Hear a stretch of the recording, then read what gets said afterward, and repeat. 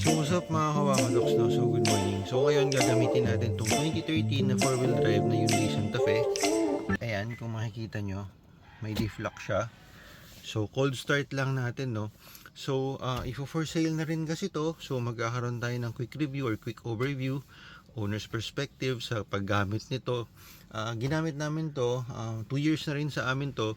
Kaso nga time to let go para palitan ng pick up kasi mas madalas na kami umuwi ng probinsya at magkarga na kung ano-ano papuntahin pabalik. So hindi na talaga uubra tong SUV na to. So sayang lang kasi napakasulit sana siya, kaso hindi namin kaya i-retain due ng maintenance, and syempre kailangan namin pandagdag sa kukunin nating unit. So ayan, cold start lang natin siya, no, para makita nyo. Ilaw sa dashboard, accessories on natin. Ayan. So makikita nyo, ayan. So cold start talaga to. Ayan, hindi pa natin to na start. Actually hindi pa natin to nagamit after natin din umuwi sa province, kasi ginamit natin yung isang unit, which is yon, yung Chevrolet Trailblazer, dahil nag-uwi tayo ng maraming kamatis. So ayan. Para po sa mga titingin or sa mga gustong tumingin, ginagawa ko na lang po itong quick video para the unexpected po, at hindi po masayang yung time nyo sa pagpunta dito and everything po, yung effort. Naka-exhaust na po pala to, no? Naka full exhaust to, gawa ni Drift. So tahimik yung engine pero medyo maingay yung exhaust nya. So yan, sakto cold start, di pa tayo sa likod.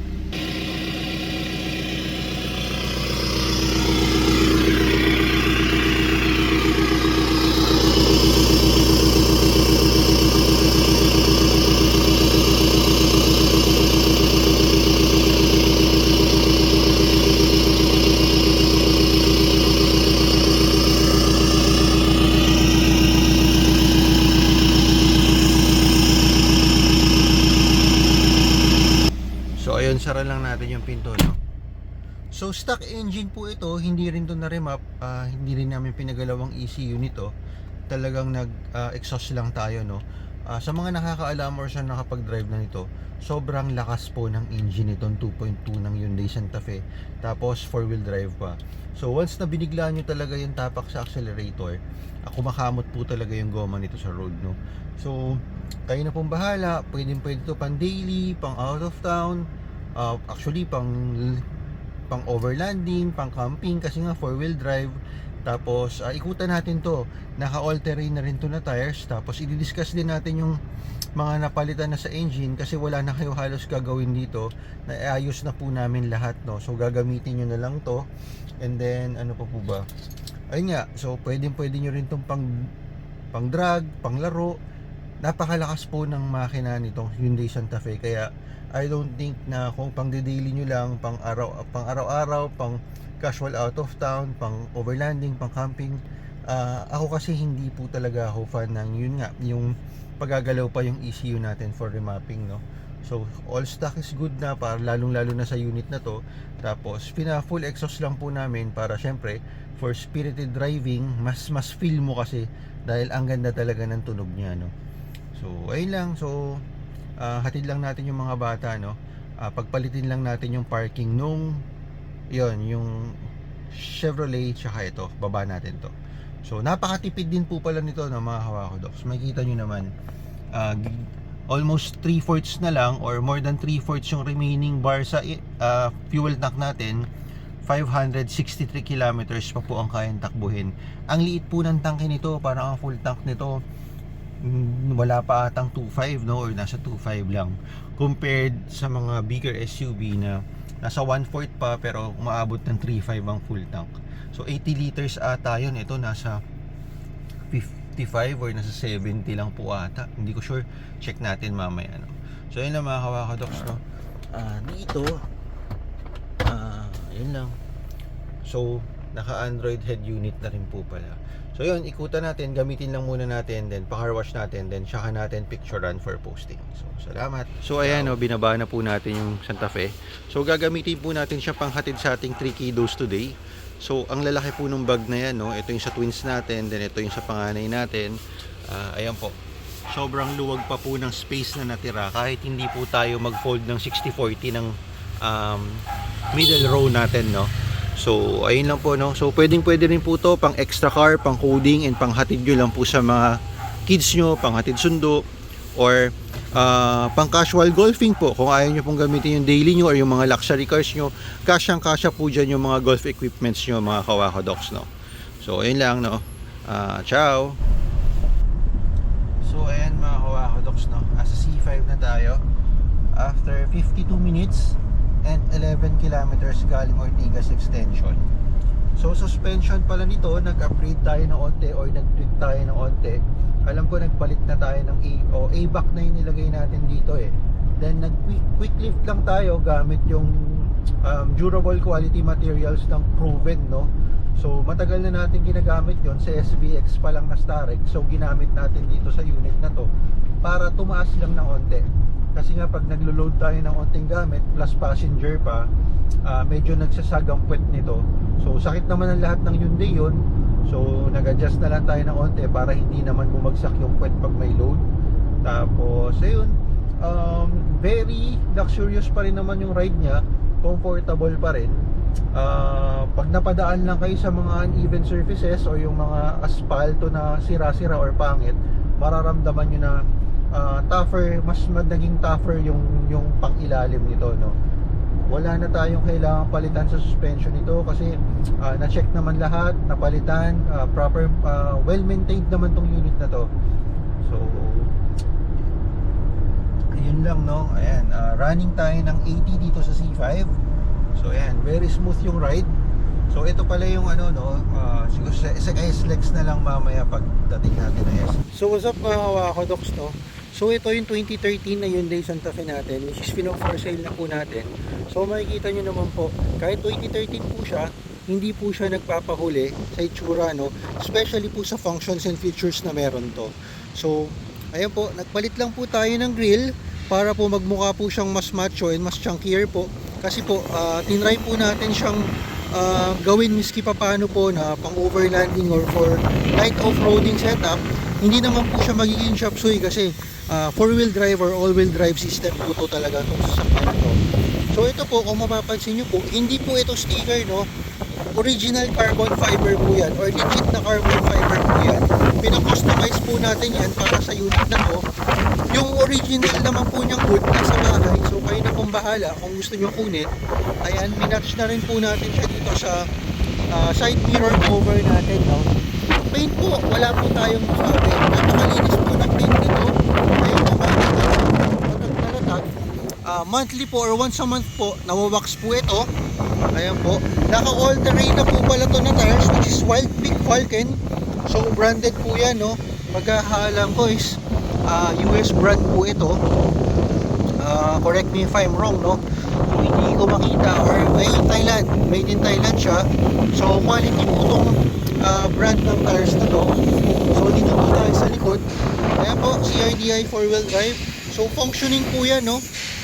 Ayan, ayan po siya. So dito po sa other side, napaka-presentable din po. Napakalatag na latag rin po ng paint. Ayan. So may Nissan Terra tayo sa harapan, which is modelo. Makikita nyo naman po, hindi po nagpapahuli ang 2013 model na Santa Fe. So pasok po tayo sa loob, no. Napakalinis po ng interior nito mga Kawako Docs. Ayan. Kung gaano po ka-presentable yung exterior, ganun din po yung loob. So kahit po yung original carpet niya inangat nyo, sobrang linis po. Wala po kayong masasabi. Power seats na rin po pala yung driver side. Ayan po yung interior niya. Napakalinis lahat, sidings. Kahit po yung sunshade, kaya po ganyan lang po yung pinukas natin, no. So ayan po, panoramic roof po. Nakakadagdag ambience mood for better driving experience po. Especially po pag sunset, pag kagabi, or pag madaling araw po. Tapos ayan po, naka Android na rin po siyang head unit na may 360 camera. So dito po tayo sa likod. So ayan po, ang linis po talaga ng interior niya, no. So hindi ko sure kung ganito lahat ang color ng premium variant or yung 4-wheel drive, no. Kasi yung sa amin before, black yun eh, 2012 model namin na 4x2 lang. So ayan, nag-upgrade lang si Utol kasi para nga po sa 4-wheel drive na Santa Fe. So yun nga lang po, sometimes kailangan po natin i-let go dahil nga po kailangan na po natin ng pick up para sa farm, dahil ayaw rin naman po siguro, ayaw rin talaga ng kapatid ko or kahit sino naman po na magasgasan yung interior natin pag nagkakarga ng mga gamit sa farm, no. So yun, nag-decide po siyang i-let go tong dream car niya para po sa pick up or para po sa mas magagamit na unit. So ayan po, aircon po nito, napakalamig. Ito lang po yung issue dito, no. Nakuha namin to, walang crack, walang issue, kaso nga po nalagyan ng ganito, which is kala namin makaka-protect, yung pala po mapapasama kasi nagkaroon na ng crack dyan. Siguro yung moisture, yung init and kung ano man ay iiwan sa gitna, so nagkaroon siya ng crack. So ayan po, ito po yung 360 natin, no. Pakita ko lang po sa inyo. So ayan po siya. Then pag nag-signal light po kayo left or right, lalabas po yan dyan yung kung saan po yung blind side. So malaking tulong po ito, no, especially po sa mga bago pa lang po nagda-drive at medyo hindi pa sanay sa jungle dito sa Pilipinas when it comes to driving dahil sa mga makukulit na motor, bike or kung ano man po na singit ng singit. So kung magdadrive naman po dito is mga female po, car enthusiast, asawa nyo, girlfriend nyo, or anak nyo po, EPS na po ito. So kahit po ganyan lang, no, kayang-kaya nyong i-maneuver po ito. Nilagyan na lang po natin ito para mas madali and nalalaro po pag traffic. So kayo na lang po bahala kung tatanggalin nyo po yan. Working po lahat ng buttons dito, no, pati po yung function ng steering wheel control ng head unit gumagana po dito. So try po natin pindutin yung mode. Ayan po, nakita nyo po, lumipat naman po or nag-transition yung head unit natin. So ayun lang, no, kayo na pong bahala. Hopefully may magkagusto dito sa unit na to, which is inalagaan naman talaga natin, no.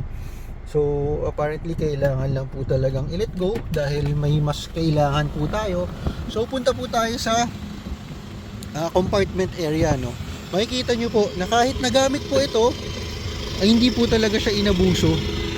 Ayan po, sobrang kinis and linis pa rin po ng interior niya kahit sa likod.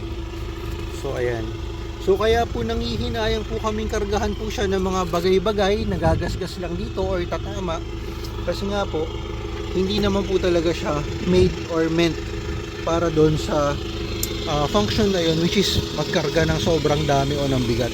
7-seater po pala to, hindi naman masyado nagamit kasi nga pambata lang naman po yan. Wala pa pong anak or ano yung kapatid ko, pamangkin meron po. So once, twice nasakay na po nila dyan yung pamangkin po nila. So ayun lang, no. Salamat po for watching. Pwede nyo rin po palang i-share tong video na to sa mga nagpaplanong bumili ng Santa Fe. Maintenance, parts availability, wala naman po tayo magiging problema. Sobrang dami, kahit po sa brand new, sobrang dami. Sumasabay na rin po siya sa mga brand ng Japanese or yung mga mainstream na brand, no. Then surplus meron na nga din po, madami na din po.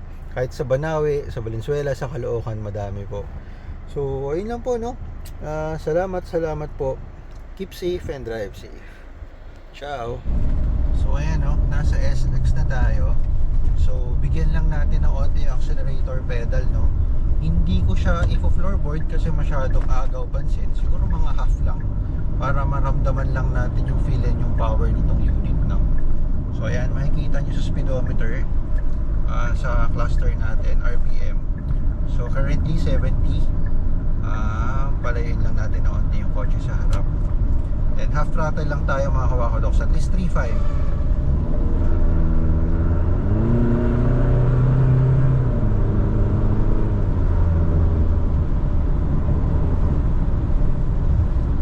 So yun, napakasarap gamitin ng unit, no. So ito yung sinasabi ko kanina nung nag-cold start tayo, na para sa unit na to or sa mga Santa Fe, hindi na natin sila kailangang i-remap kung hindi naman talaga tayo sasali sa drag diesel or sa karera, no. Kasi bone stock, yung ECU nito, yung unit itself, yung 2.2 na powertrain niya, napakalakas na talaga para sa body niya. So yun lang mga kawakadoks, no? Ayan, dito na tayo sa SLEX. Cruising lang tayo ng 80-90. Napaka-comfortable, napaka-smooth ng ride. So yun, para sa mga naghahanap ng mga extra car dyan, or sa mga nagpaplano bumili ng ganitong unit, no, hindi kayo magsisisi. Sobra. Then maintenance nito, itong unit na to, well maintained naman to, and nagkalat ang spare parts ng Hyundai. Mapa-brand new yan. Brand new talaga, sobrang dami. Surplus, hindi na rin yan nalalayo sa mga Japanese brand natin dito sa bansa, no? So, yan lang mga kawakadoks, no? Concentrate muna tayo sa driving. Tanggalin muna natin sa body natin yung GoPro. So, salamat. Ciao. So, what's up ulit, no? So, pauwi na tayo. Ayan, sa may Bigutan exit. So, sobrang na-traffic tayo dito, no? Buti lumuwag-luwag na ulit. So, current trip natin for today is 79.2 kilometers. Ayan, bawas lang ng 2 bars simula kaninang umaga. And then sa trip meter natin dito, nag-average tayo ng 9.1 liter per 100 kilometers, or roughly mga 10.9 kilometer per liter. So isipin nyo yun, no? Napaka-traffic, pero almost 11 kilometer per liter pa rin tayo. What more kung talagang expressway to, tapos hindi ganun ka-traffic.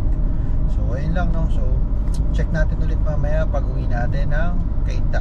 So ciao mga kawakadoks.